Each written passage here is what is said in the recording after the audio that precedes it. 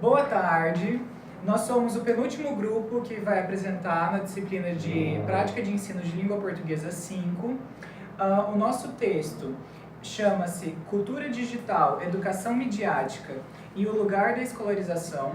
O grupo é formado por Ezequiel, Ellen, Vitória, eu, Lucas e Lorena. Bom, a gente vai começar... eu pergunto aos meus colegas de grupo o que vocês acharam do texto. Bom, eu achei um pouco repetitivo e eu estou batendo essa tecla sempre porque fala sobre tecnologia misturada com a escola e isso a gente está vendo desde o princípio, né? Desde do nosso curso. Eu acho que o texto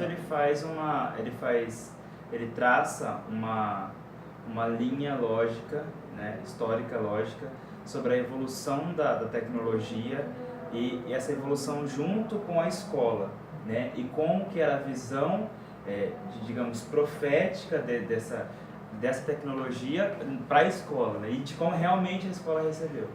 E há até uma crítica sempre colocando os professores como ultrapassados, né, que é como se sempre a escola não está alcançando como é que se diz, a forma de progresso da tecnologia, a escola está sempre aquém. Inclusive, até eu achei interessante quando o autor fala sobre a questão das crianças, os jovens, eles estão totalmente envolvidos com a tecnologia, mas de uma forma não voltada dentro da educação. Não que eles estão aprendendo na escola como lidar com a tecnologia, mas é algo mais do dia a dia deles e através disso eles se envolvem com a tecnologia, mas não como deveria ser realmente, que a escola está preparada para encaminhar a criança ou adolescente para crescer, digamos assim, né, dentro dessa questão das tecnologias e ter essa uniformização, escola e tecnologia, né? É tipo como se fosse um ciclo ali, uma corrente, né? Uma coisa puxando a outra e que não acontece na prática. E você, Lorena, o que eles estavam falando bastante também é que eles acreditavam que com essa evolução, né, eles iriam acabar de uma certa forma com as escolas, com a metodologia das escolas, que seria uma nova era e que não iria mais necessitar disso. E a gente vê que não foi o que aconteceu, tanto que hoje em dia, pelo contrário, o que a gente vê acontecendo é a escola cada vez mais tentando associar uma coisa a outra, mas aproximar, né? Aproximar, utilizar da tecnologia para agregar nos estudos. Eu perdi a linha de raciocínio. Ok. Bom, então isso que a gente está conversando aqui, né, a gente conseguiu ver na primeira parte do texto, onde o autor vai só recapitulando o que a gente já conversou e apontando para quem, né, está acompanhando a gente aí e talvez não leu o texto, ou se leu também, a gente recapitula junto, que o autor na primeira parte trata de como sempre há dois extremos conversando e que nunca há um consenso entre esses dois. E quando a gente entra num debate nessa questão, a gente é meio que obrigado a se colocar nesses extremos porque nunca se pensa, ou se pensa pouco, criticamente sobre esse processo, sem se colocar num extremo de opinião. Que seria, a tecnologia nunca deve entrar na escola. A escola deve sempre permanecer a mesma, pois trazer a tecnologia não vai trazer nenhum avanço. E dessa maneira, escola, tecnologia, tecnologia. Outro discurso extremo a favor da tecnologia seria a tecnologia tomando conta da escola e a escola se informatizando e ficando tecnológica a ponto tal extremo dessa tecnologia ser a escola no futuro.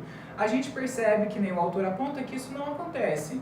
Isso foram questionamentos ou teorias da conspiração quando surgiu o computador, quando surgiu o cinema, quando surgiram os e-books, que a gente vai comentar daqui a pouco, em que achou-se que, o fim do livro, né? Tem até um livro do Umberto Eco, uma entrevista com ele, e com Jean-Claude Carrier, que é um outro cineasta, sobre Umberto Eco, autor, né, escritor. O nome do livro é Não Conte com o Fim do Livro, né? Então é sobre essa questão do e-book e dos livros digitais e de como que a gente achou no começo que os livros de papel iam acabar, mas que isso é um pensamento extremo acerca da tecnologia que esporadicamente acontece sempre que a gente tem um avanço muito grande ou perceptível, né? E essa crítica ela sempre vem pontuada no sentido de que a tecnologia ela vem, né, ela vem com força, mas a maioria das empresas e as companhias elas investem na verdade dentro das escolas ou na educação, elas não investem no software, ou seja, elas investem no hardware, porque é a parte física, é a parte bonita do computador, aquilo que vai chamar a atenção. Ou seja, então é muito mais o computador ou as tecnologias sendo usado como propaganda dessas marcas do que realmente a atualização de um software. E quando vai se atualizar um software é caro, as atualizações são demoradas, né? Elas têm um período de tempo para durar. Então isso também limita a educação. Como a Ellen havia mencionado, os professores perdem também o interesse, podemos assim acreditar, também por causa da demora das atualizações desses softwares, né? Eles são sempre limitados e isso mesmo que as indústrias querem fazer, né?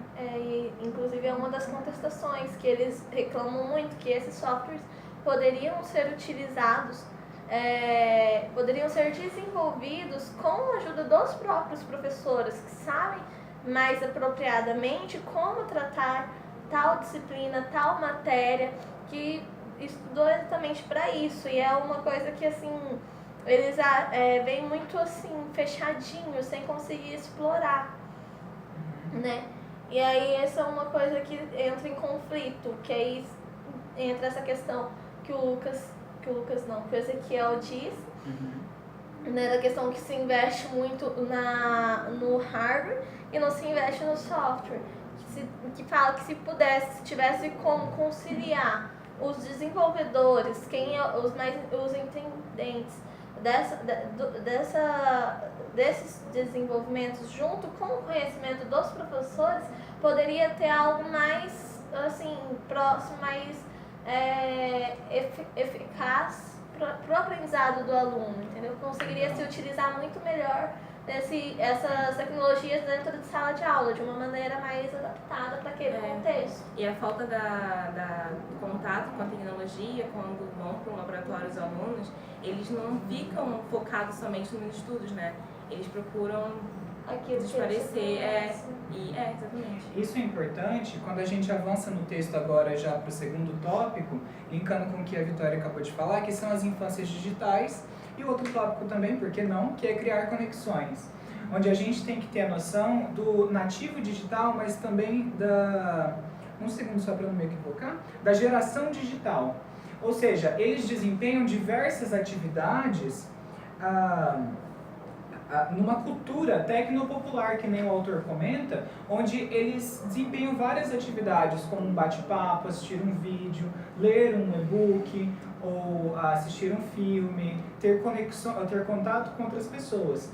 E criar conexões, nesse sentido, vem com como que eu vou conectar a atividade que ele tem fora da sala de aula, já que ele tem uma infância digital, com dentro da sala de aula, e como que isso vai fazer sentido para ele, não assim, escola, casa, mas uma coisa que já é do cotidiano dele, isso, interligado. Então, esse é um questionamento que é um apontamento que o texto traz, também falando das questões on-screen, off-screen, da leitura digital e também do jogo, né? Porque essa cultura popular está muito ligada com música, filme e jogos, séries.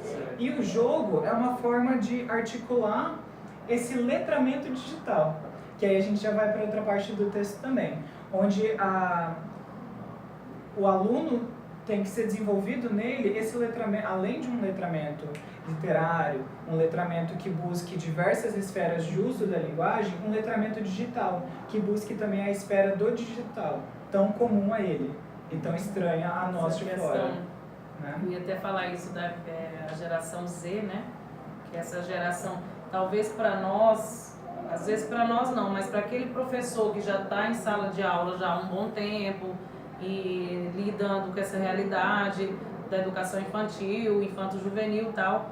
Então, para ele, talvez ele tenha alguma dificuldade, mas a gente tem que enxergar que a criança que hoje está entrando na escola é tudo muito normal para ela, né? Então, utilizar desse mecanismo para alfabetizar a criança, para trazer o gosto pela leitura, pelas atividades, o aprendizado, tal, essa interligação de disciplinas, tal, é muito mais fácil para essa criança dessa geração Z do que para nós. Então, talvez os professores que viveram em uma outra época, né, na época que estudaram, que se prepararam, eles encontram essa dificuldade, não conseguem acompanhar. Mas se a gente for observar pelo lado que a criança já vai crescendo ali, envolvida com essas ferramentas, para ela não tem nenhuma dificuldade. Pelo contrário, atrai ainda mais, né? Desenvolve ainda mais o gosto pelo estudo, pelo letramento. Isso tem a ver também com o utopismo, né, da visão utópica sobre a tecnologia, porque o autor aponta isso muito bem no texto. Que é um dos extremos, né? Que é um dos extremos, por exemplo, a tecnologia chega para ela resolver com tudo, para solucionar os problemas, e na verdade o que acontece é que o professor não faz ideia desse letramento, não tem esse letramento, e não parte do professor. Então ele chega de fora, né, para dentro, e o professor tem que aprender também essa tecnologia para os alunos aprender. Então, se partisse, pelo menos, o que o autor vai dizer, pelo menos se partisse da necessidade do professor, daí para o aluno, talvez essa falta de letramento fosse suprida de uma forma mais rápida. Né? O que acontece é ao contrário, né? Chega o professor com uma solução de problemas, alguns até vão dizer, Steve Jobs disse, né, que para que professor daqui uns tempos, né, que tudo será a tecnologia, e a gente sabe que isso não acontece. A gente já viu, né, a máquina de ensinar no passado que não rolou, né? E tem também alguns vídeos aulas, né? Acho que por esse pensamento que não precisa mais ter professor em sala de aula, porque tem videoaulas no YouTube, tem vários professores agora estão caminhando para fazer canais para poder ensinar via internet. Bom, eu gosto... alguém tem algo acrescentado, né? Bom, eu gosto também, avançando um pouco a discussão, em certa parte que ele vai falar da representação, do uso da língua, e quando ele fala da escrita nas mídias, porque assim, aí a gente já conecta com outro texto que vai falar sobre os leitores digitais, e do e-book, por exemplo, dos e-readers, que quando você muda a plataforma de interação pela língua num campo digital, você muda as formas de representação, de ressignificação e de uso dessa língua. Então, eu acho muito importante isso, que a escrita... Porque é diferente você pegar e você escrever no meio digital e você pegar um modelo de, sei lá, tweet e pedir para o aluno escrever ali no papel. São significações diferentes, são interações diferentes do aluno com a língua e com os interlocutores que estão ali com ele para ler o que ele escreveu ou não. Então eu acho muito importante que a gente tem que repensar os conceitos que nem a gente vê sempre com a professora Fabiana, os conceitos de língua, a concepção de linguagem, porque isso muda, tem uma diferença, não é a mesma coisa eu escrever no caderno, escrever no mochila do que eu escrever numa rede social, né? Do que eu escrever online, do que eu estar online, do que eu interagir. O hiperlink é a prova de que conexões são estabelecidas diferente de um dicionário, que tem um hiperlink, mas é de um jeito diferente, né? Num e-book você aperta ali e você é redirecionado, então você tem a pesquisa ali automática. E tem que ser repensada essa questão. A gente não pode tratar o uso da linguagem como sendo o mesmo. Eu acho bem importante. Você falou dicionário, eu lembrei de uma situação no estágio que eu falei uma palavra e eles queriam saber qual era o significado dessa palavra. E uns preferiam procurar no dicionário e outros na internet. Eu acho bem legal essa disparidade de pensamento, de conhecimento. Entra aquela questão muito assim, de que uns alunos são muito grafocêntricos, né? Precisam daquela coisa mais palpável, o papel, a caneta, o livro, o material. Outros já não, já vê aquilo como um tédio, não consegue e é agitado demais, tem que estar conectado. Ainda está acostumado, né? Desde criança, ter esse contato com a tecnologia. Sim. Nossa, eu rendo muito mais, pelo menos, com o computador do que com papel. Já eu sou mais papel. Eu sou mais Você papel, vê, tem gente que gosta de anotar tudo lá. Dá grifar. aquela falsa percepção que eu estou absorvendo mais o conteúdo quando eu estou ali com aquele papel, grifando, anotando. Eu gosto de estar com o computador ligado, porque eu vou abrindo abas, eu vou abrindo o Os site. hiperlinks, né? A professora dá uma referência, eu já procuro no Google Referência, já abro o texto para seguir o que ela está falando, já procuro outra coisa. São modos de E modalidades até diferentes. entre nós aqui, enquanto colegas, a gente pode até fazer uma comparação. Qual que é a sua idade, Lucas? Estou com 19. 19 anos, você 23. 23 e eu tenho 34. Então a gente já vê essa diferença. Porque a sua realidade, quando você Eu tinha frequentou computador a na escola infância. tal, já foi diferente, entendeu? Então, talvez isso também tenha a ver, né? Eu acredito que sim. Já eu sou mais apegada ao livro, ao papel, então para eu ter esse desapego é difícil para mim, Então, né? mas olha só, você tem 30 e poucos anos, eu tenho 23, eu também prefiro papel. E você falou Eu que tenho você teve contato com o computador. Uhum. Eu não, quando é criança eu não tive muito computador. Eu não também, tive, enquanto não criança, tive não. computador. Eu me lembro de fazer trabalho Nunca em fiz pesquisa em enciclopédia, nem nada Isso, disso. minhas Sempre pesquisas computador. de escola eram Eu não. todas enciclopédia. Eu Agora, acho muitíssimo trabalhoso usar tecnologia, eu vou confessar isso pra você. Também. Porque, por exemplo, eu acho que você tem que aprender a usar uma coisa que você tem que usar para aprender, sabe? É como se eu tivesse, por exemplo, vamos supor que eu não sei usar Aprendendo a aprender. eu tenho que Obrigada. aprender a usar um notebook para aprender alguma coisa que eu quero aprender, realmente. Então eu acho isso muito complicado, pra mim até hoje. Mas isso é o que a gente faz com livros. Exato. Eu te ensino a usar um dicionário, eu te Sim. ensino a gente aprende junto, aliás, a usar uma enciclopédia ou tabela. As meninas trabalharam no estágio de tabela. Gente, muita gente não sabe ler tabela. Então é um outro tipo. Não é, por exemplo, esse que é o ponto da E nem discussão, gráfico, né? né? Não é, por exemplo, porque eu aprendo melhor com o uso das tecnologias e você sem, que eu sou melhor ou você é melhor, ou só o meu vai existir daqui a um tempo e não vai Exato, existir mais exato. papel. São modos diferentes de interação com a relação pedagógica também, com a aquisição do conhecimento através de recursos, e são modalidades diferentes que a gente tem que se esforçar para alcançar o maior número de alunos de acordo com as suas especificidades. Exato, se a gente for pensar sempre que um vai suplantar o É, outro, a a gente tecnologia- vai cair no A tecnologia extremismo. vai ser nosso inimigo, então, né? É, Porque a gente vai então- querer incluir sempre. E o que eu entendi é que, assim, são modalidades diferentes, como o Lucas falou, são modos diferentes para chegar, digamos assim, a um mesmo lugar, né, que é um aprendizado e que ambas se completam. Porque, por exemplo, que nem tem as duas que é mais grafocêntrica. Eu também prefiro mais o livro. O Lucas prefere as tecnologias. Nesses debates que a gente tem, nessas conversas que a gente tem, as trocas de informação que a gente tem, se juntam numa só. Entendeu? Então, é aquela coisa, tanto as tecnologias quanto os livros, os meios grafocêntricos, eles se completam. Então, acho que é onde cai por terra, né? Essa questão do tipo, não, um é mais importante que o outro, um não é, Uma onde, troca. é eu sou uma mais troca. também, essa troca. Eu acho É que um do lado do outro, assim. Um auxílio, né? Um Isso. complementando o Um outro. completou. Não eliminar, né? O Exato. papel, eliminar o... Exato, acho que é onde cai por terra essa questão de que pautam falando que não existirão mais escolas, não existirão. Que eu acho que assim, às vezes uma informação que a gente não consegue ter acesso num livro, numa enciclopédia, em algo assim, pra onde que a gente vai?